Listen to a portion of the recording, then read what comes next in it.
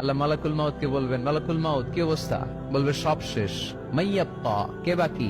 মালাকুল মাউত বলবে জিনেরা বাকি, যাদেরকে দেখা যায় না। আল্লাহ বলবেন জিনদেরকেও শেষ করে ফেলো, রুহু কবজ করো। মালাকুল মাউত আজরাইল জিনদের রুহু কবজ করবে। আল্লাহ এবার জিজ্ঞেস করবে, ইয়া মালাকাল মাউত আখবিরনি মাইয়াব্বা, এবার বলো আর কে বাকি? মালাকুল মাউত বলবে, আল্লাহ মানুষগুলো সব শেষ, জিনগুলাও শেষ, এবার বাকি ইবলিস শয়তান। কে বাকি? ইবলিসরেও শেষ করো, ইবলিসও শেষ। আল্লাহ আবার জিজ্ঞেস করবেন, ইয়া মালাকাল মাউতি মাইয়াব্বা, আর কে বেঁচে আছে বলো? মালাকুল মাউত বলবে, আল্লাহ আপনার কথা অনুযায়ী পৃথিবীর সব মানুষের রুহু কবজ করলাম, সব জিনদের রুহু কবজ করলাম, ইবলিসের রুহু কবজ করলাম, এখন আছে শুধু ফেরেশতা। আছে কারা? যাও ফেরেশতাদের রুহু কবজ করো। ফেরেশতাদের রুহু কবজ হয়ে যাবে। এবার আল্লাহ জিজ্ঞেস করবেন, ইয়া মালাকাল মাউত আখবিরনি মাইয়াব্বা।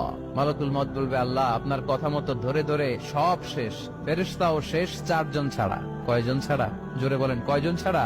ইসরাফিল, জিব্রাইল, মিকাইল, আজরাইল। আল্লাহ এই 4 জন আমরা বাকি। আল্লাহ বলবে, যাও ইযহাব ইনতালিক ইলা জিবরিল ওয়াকবাদ রূহা, জিব্রাইলের রুহু কবজ করো। ইযহাব ইলা ইসরাফিল ওয়াকবাদ রূহা, ইসরাফিলের রুহু কবজ করো। ইযহাব ইলা মিকাইল ওয়াকবাদ রূহা, রুহু কবজ করো। ওই 3 ফেরেশতাও শেষ। এবার আল্লাহ তাআলা জিজ্ঞেস করবেন, ইয়া মালাকাল মাউত আখবিরনি মাইয়াব্বা, হে মালাকুল মাউত আর কে বাকি আছে বলো? মালাকুল মাউত বলবে, আল্লাহ আপনার কথা মতো মানুষগুলো শেষ, জিনগুলো শেষ, ইবলিস শেষ, আমার বাকি 3 ভাই ইসরাফিল, মিকাইল, জিব্রাইলও শেষ, শুধু আমি, শুধু আমি। আল্লাহ বলবেন, কেউ নাই? মালাকুল মাউত বলবে, না আল্লাহ কেউ নাই। এবার আল্লাহ তাআলা বলবেন, মালাকুল মাউত তুমি তো সবাই রে মারছো, এবার তুমি মরো, এবার তুমি মরো, তুমি মরো। শোনার সাথে সাথে মালাকুল মাউতের কাঁপুনি ছুটে যাবে, খিচুনি এসে যাবে ভয়ে। আল্লাহ বলবেন, কাঁপুনি দিয়ে তো লাভ নাই, কারণ কুল্লু নাফসিন যায়িকাতুল। রব্বুল আলামিন বলবেন, মালাকুল মাউত কেঁদো না, এটাই দুনিয়ার বিধান, আমি আল্লাহর দেয়া বিধান, এটাই জন্মালেই মরতে হয়। যাও, জান্নাত জাহান্নামের মাঝখানে একটা জায়গা আছে, জায়গাটার নাম হলো আরাফ।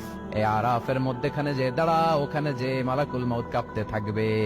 মালাকুল মাউত বলবে, আল্লাহ সৃষ্টির শুরুতে যদি জানতাম, সৃষ্টির শুরুতে যদি জানতাম সবাইকে মৃত্যুদান করার পরে, রূহ কবজ করার পরে আমাকেও মরতে হবে, তাহলে এই কঠিন দায়িত্বের ব্যাপারে আপনার কাছে ক্ষমা চাইতাম। আজকে আমারও যে ভাগ্য বরণ করে নিতে হবে সৃষ্টির শুরুতে, আমি এটা কল্পনাই করতে পারি নাই। আল্লাহ বলবেন, নো টক, মুত ইয়া মালাকাল মাউত, মর, মরে যা, মুত, মরে যাও।